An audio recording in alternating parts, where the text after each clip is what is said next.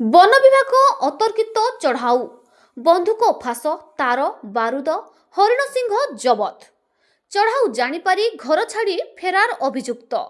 ଅନୁଗୁଳ ଜିଲ୍ଲା ବନ ବିଭାଗର ଜୀବ ଉଦୟ ମିଶନରେ ଅନୁଗୁଳ ବନଖଣ୍ଡ ଜୋରପଡ଼ା ରେଞ୍ଜ କତଡ଼ା ହରିଜନ ସାହିରେ କିଛି ଘର ଉପରେ ବନ ବିଭାଗ ପକ୍ଷରୁ ଅତର୍କିତ ଭାବେ ଚଢ଼ାଉ କରାଯାଇଛି।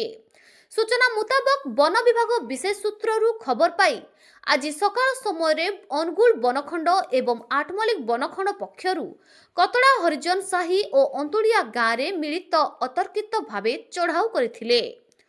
ଚଢ଼ାଉ ବେଳେ ବନ ବିଭାଗ ଦେଶୀ ବନ୍ଧୁକ, 4ଟି ହରିଣ ସିଂହ, ଭୁଜାଲି, ଟାଙ୍ଗିଆ, ତାରଫାଶ, କଟର ମେସିନ, ଓଜନ ବଟକରା, ଜନ୍ତୁ ଶିକାର ପାଇଁ ବ୍ୟବହୃତ ଲାଇଟ୍, ପନିକି ସମେତ ଅନ୍ୟ ଜନ୍ତୁ ଶିକାର ପାଇଁ ବ୍ୟବହୃତ ସାମଗ୍ରୀକୁ ଜବତ କରିଥିଲା ବନ ବିଭାଗ।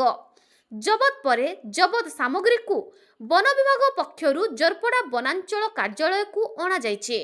ଅନ୍ତୁଳିଆ ଗାଁରେ 2 ଜଣଙ୍କ ଘରେ ଚଢ଼ାଉ କରି 4ଟି ହରିଣ ସିଂହ ଓ ବୋମା ଜବତ କରାଯାଇଛି।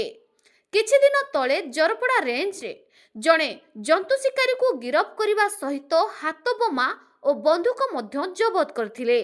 ଏହି ଚଢ଼ାଉ ବେଳେ ଆଠମଲ୍ଲିକ ଏସିଏଫ୍ ସଚିଦାନନ୍ଦ ସେଠୀ, ଅନୁଗୁଳ ଏସିଏଫ୍ ସିଦ୍ଧାର୍ଥ ଜୈନ, ଜୋରପଡ଼ା ରେଞ୍ଜର ମାଧବ ନାୟକ, ହଣ୍ଡପା ରେଞ୍ଜର ନରେନ୍ଦ୍ର କୁମାର ଗୋମାଙ୍ଗଙ୍କ ସହିତ ଜୋରପଡ଼ା ପୋଲିସ ଏବଂ ଅନୁଗୁଳ ଓ ଆଠମଲ୍ଲିକ ବନ ବିଭାଗ କର୍ମଚାରୀମାନେ ଉପସ୍ଥିତ ରହିଥିଲେ।